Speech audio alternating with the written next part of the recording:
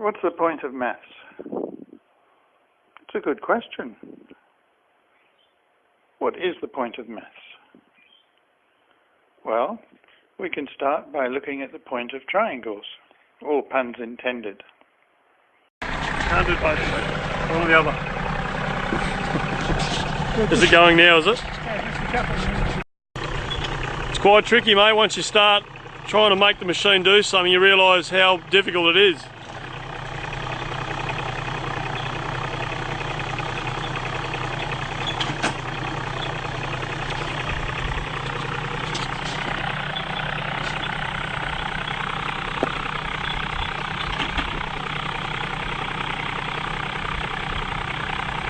Go left.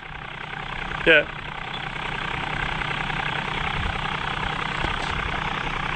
Pull. Yeah.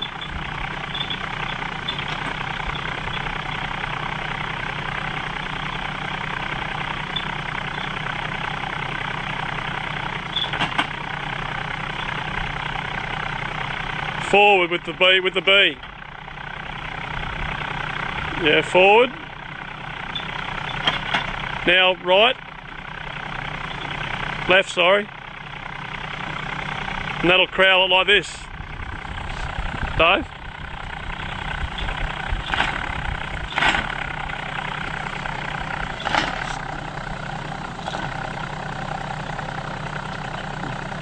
And go left. Left with the B, yep.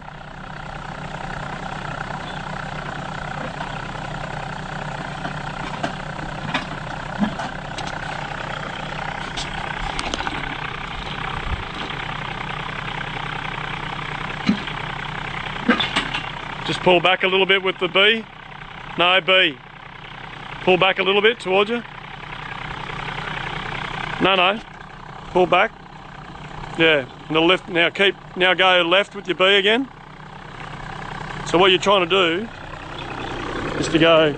You've got to lift at the same time. You're the cameraman. Like this. Yeah, but I'm also the instructor, mate.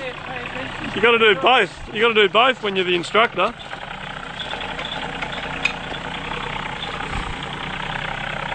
Just quietly, folks, all the work's done. He's just having a bit of fun. Yeah, I said we could do both.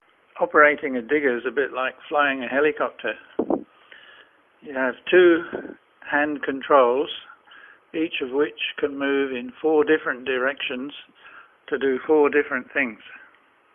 The controls vary the sizes of angles in triangles. Triangles that can also be found in the human body. The first triangle of the body is right here. The 3 points are the foundation, the pelvis, right hip, splendor, left hip, victory. Trace it first, always ending where you begin. Now, put your hands on the 2 upper points. I didn't mean that triangle. Wait a minute, what's he on about? Splendor and victory? Do you give names to your hips? Very weird. No, I mean this triangle. The one in your mouth, or rather the one that your mouth is part of. Your mouth is one side of a triangle, the other 2 sides being your upper and lower jaws, which meet at the apex of the triangle where they are hinged, so that the upper and lower jaws can move up and down, opening and closing the mouth. Just like on the little digger, except the little digger can't close its mouth, it's always open.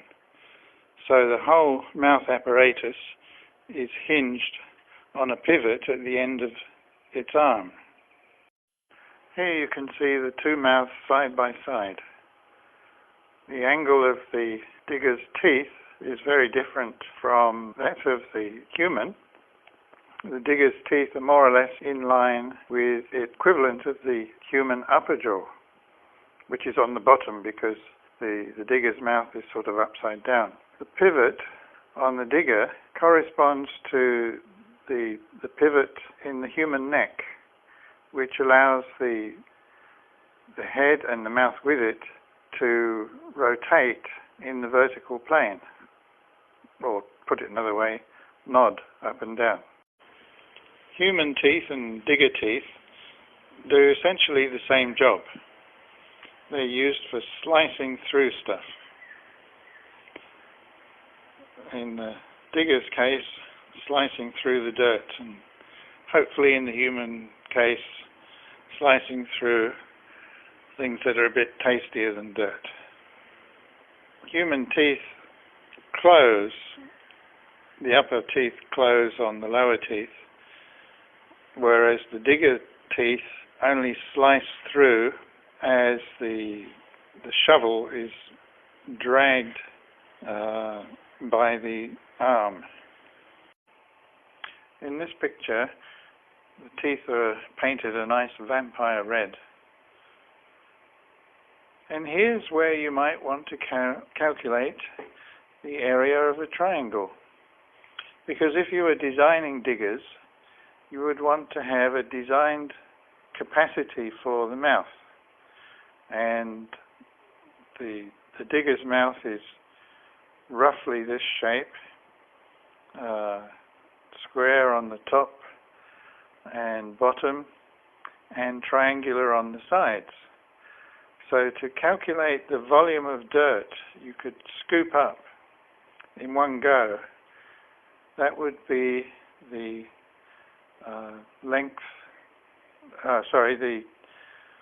the top area multiplied by the side area. The top area is a square or rectangle, and the side area is a triangle. You multiply those two together, you get the volume of dirt you can scoop up. And that's an important thing to need to know if you're designing diggers, or indeed using them, because dirt weighs stuff.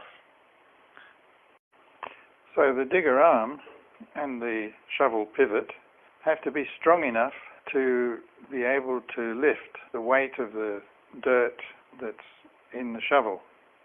Actually, even more important than that, they have to be strong enough to withstand the force that's created by the resistance of the dirt to being shoveled up in the first place. And for that, we need another triangle. Listen out for the grunting sound that the digger makes when its learner driver tries to dig the shovel too deep, and it's not strong enough to do that. Dive.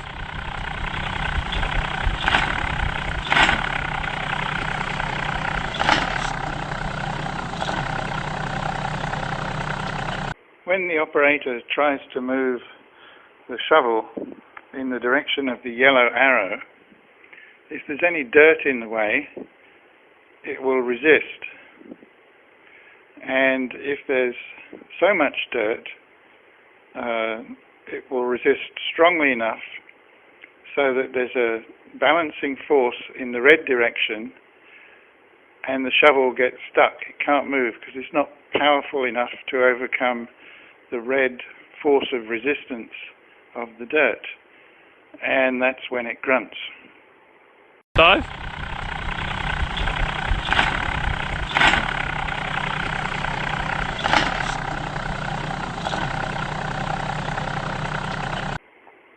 Any force applied in the yellow direction is going to create a counterbalancing force in the red direction, and that will be transmitted from the shovel's mouth through the pivot to the arm and the rest of the machine. And for that, we're going to need to use some triangles, or at least the designers of machines do. But before we get onto that, let's just remind ourselves about this business of action and reaction.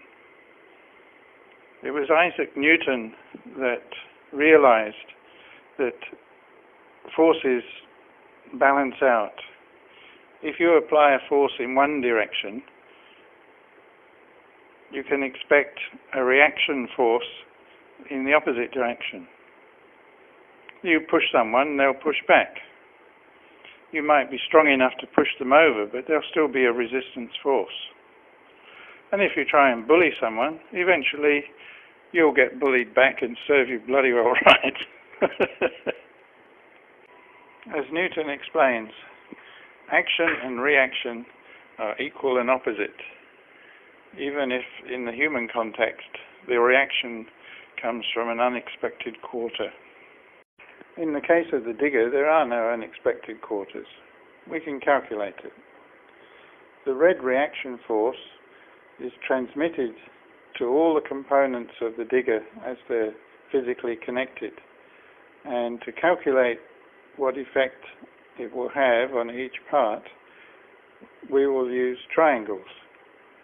But let's leave that for another day. But before you go, I'd just like to mention that in a future episode, I will give you a formal mathematical proof that your hand and your mouth are the same kind of thing. I bet you didn't expect that.